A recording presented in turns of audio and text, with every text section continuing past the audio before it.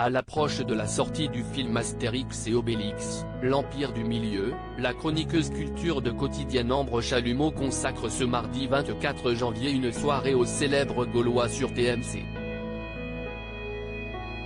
Entretien. Chroniqueuse dans la bande de Yann Barthès depuis la rentrée 2020, Ambre Chalumeau décode et dépoussière chaque soir l'actualité culturelle dans Quotidien. Comme d'autres visages du talk-show de TMC avant elle, la journaliste de 25 ans va à son tour orchestrer une version XXL et en prime time de sa pastille quotidienne.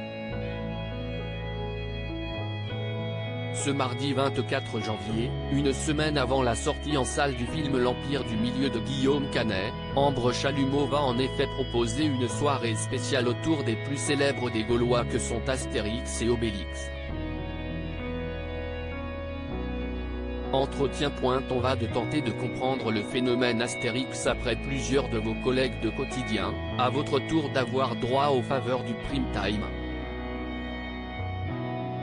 Oui, c'était une envie commune avec les producteurs de l'émission.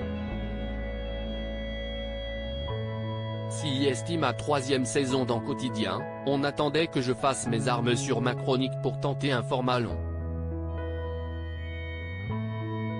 Et puis il fallait aussi la bonne occasion. À quoi va ressembler cette soirée spéciale Astérix et Obélix? En se plongeant dans les archives d'Astérix, on a réalisé qu'il y avait un sujet passionnant à faire en longueur, en reprenant la mécanique de ma chronique dans Quotidien. À savoir montrer des archives, faire des passerelles entre les époques, s'amuser avec le passé. Que verra-t-on dans ce documentaire? On a pu suivre l'équipe du film Astérix et Obélix, l'Empire du Milieu, et on va soulever le capot d'un tel long métrage. Une grande partie du documentaire est consacrée au phénomène Astérix, à ses origines et à son héritage, qu'on va tenter de comprendre grâce à des experts, de nombreuses interviews et en se plongeant dans les archives. Et il y a beaucoup à dire. On passe de l'aspect enfantin au discours bien plus intellectuel. Si est un sujet patrimonial que l'on va traiter avec les mêmes rouages que n'importe quelle autre œuvre littéraire. Si est Marc Boger qui m'a mis en contact avec les producteurs de Quotidien. Vous-même, êtes-vous une fan des irréductibles Gaulois? Oui, notamment des 12 travaux d'Astérix. Mon père est un fan de BD et il m'a très vite mis entre les mains des Franquin, des Gottlieb et des Goscinny. Cet humour me parle beaucoup. Si est un rire intelligent mais ni snob ni excluant, avec plein de références cachées à l'actualité et à l'art. Quel a été votre parcours avant votre arrivée dans Quotidien à la rentrée 2020? J'ai fait une prépa littéraire et puis des études de journalisme au CELSA. Après un stage à Society, j'y suis resté comme pigiste. Si est Marc Boger, alors rédacteur en chef du magazine et aussi chroniqueur dans Quotidien, qui m'a mis en contact avec les producteurs de l'émission. J'ai eu une chance folle. Nous nous sommes rencontrés et de nos échanges a vite émergé cette idée de parler de culture ensemble. Et surtout de la manière dont on voulait en parler, si est à dire sans être excluant. Comment préparez-vous vos chroniques? Les sujets sont dictés par l'actualité, une sortie, une polémique autour d'une œuvre ou malheureusement, parfois, une nécrologie. Tout se décide le matin même puis débutent les recherches. Tout se fait à un rythme très rapide. Parler de culture à la télé est casse-gueule. Est-il facile de rendre la culture accessible à une heure de grande écoute? Si est-il vrai que parler de culture à la télé est une chose compliquée et casse-gueule? Dans Quotidien, on s'adresse à tout le monde donc il faut faire attention à ne disqualifier personne. À la fin de chaque chronique, j'essaye que celles et ceux qui n'avaient aucune notion sur le sujet abordé aient eu droit à une petite introduction. et que les experts aient pu découvrir une info en plus.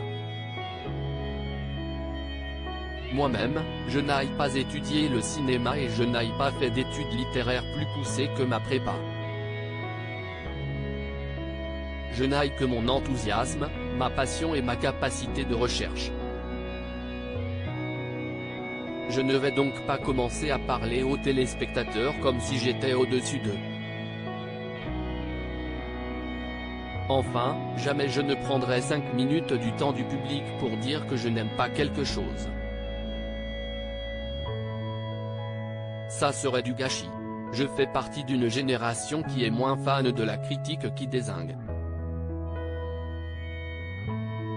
Vos chroniques ont-elles un impact sur le milieu culturel ? Quotidien a une force de prescription assez folle et il n'est pas rare qu'un livre évoqué à l'antenne soit en tête des ventes sur Amazon le lendemain. Ou qu'un auteur me dise que son nombre d'abonnés Instagram a grimpé pendant la nuit.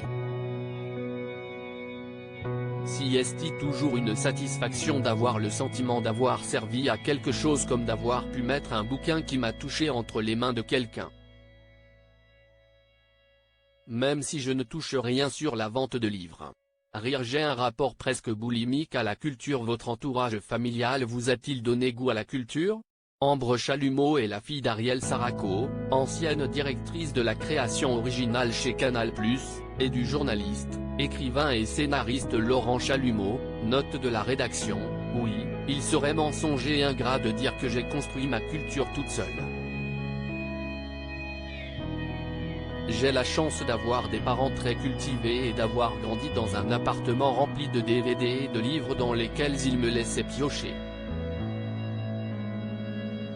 Si est-il précieux. J'ai un rapport presque boulimique à la culture, même si j'ai moins le temps depuis que je suis dans la vie active. Elle s'est aussi forgée grâce à des amis et à certains prescripteurs.